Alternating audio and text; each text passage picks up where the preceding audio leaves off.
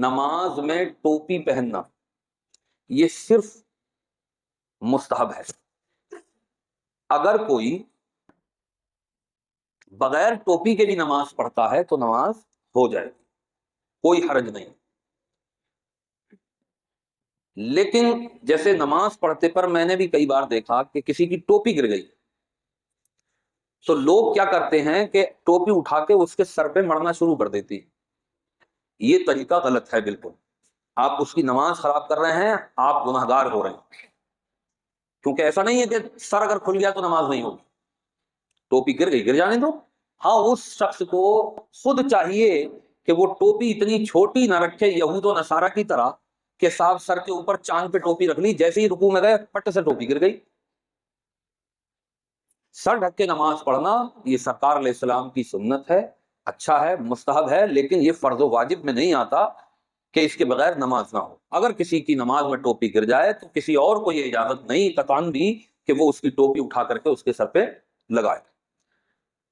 اچھا، ایسے ہی ایک مسئلہ یہ ہے کہ بعض لوگوں کو میں خود دیکھتا ہوں کہ وہ جیسے نماز پڑھ رہے ہیں اپنی تو ایسی خاموش کھڑے رہتے ہیں نیت باندھے، ہونٹ بھی نہیں ہلتے ان کے، پوری نماز ہو گئی ان کی. یہ مسئلہ دھیان میں رکھیے گا کہ کوئی بھی چیز جو پڑھنے کی ہے،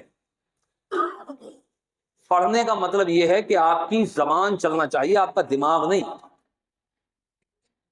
اور وہ پڑھنا بھی تب مانا جاتا ہے جبکہ آپ اگر بہرے نہیں ہیں، اونچا نہیں سنتے ہیں، شور شرابہ نہیں ہے، اس کنڈیشن میں آپ اتنی آواز سے کم پڑھیں گے کہ آپ خود سن سکتے ہوں اپنی آواز. ایسی دیکھتا ہوں میں کہ سائن میں لوگ آتے ہیں تو چنے پٹاپٹ گرتے ہوتے ہیں، ہونٹ بالکل بند ہوتے ہیں. تو بھائی صاحب آپ کلمہ دماغ میں گھما رہے ہیں، کیا فائدہ ہوا؟ آپ نے چنے 70 کلو بھی اگر پڑھ دیے تو پڑھے کہاں؟ پڑھنا تو وہ تھا کہ آپ کلمہ پڑھتے اور آپ کے کان کلمہ سنتے، تب پڑھنا تھا. بے وجہ میں آپ ٹائم خراب کر رہے ہیں اپنا بھی اور دوسرے کا بھی.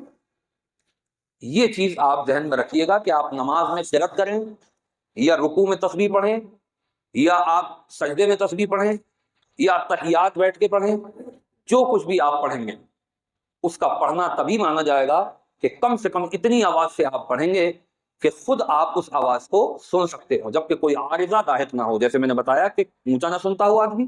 اب ایسا نہیں ہے کہ کوئی آدمی بہرا ہے یا اونچا سنتا ہے تو وہ بہت زور سے کہنا شروع کر دے اللہ اکبر کہ دوسروں کی نماز خراب ہو جائے.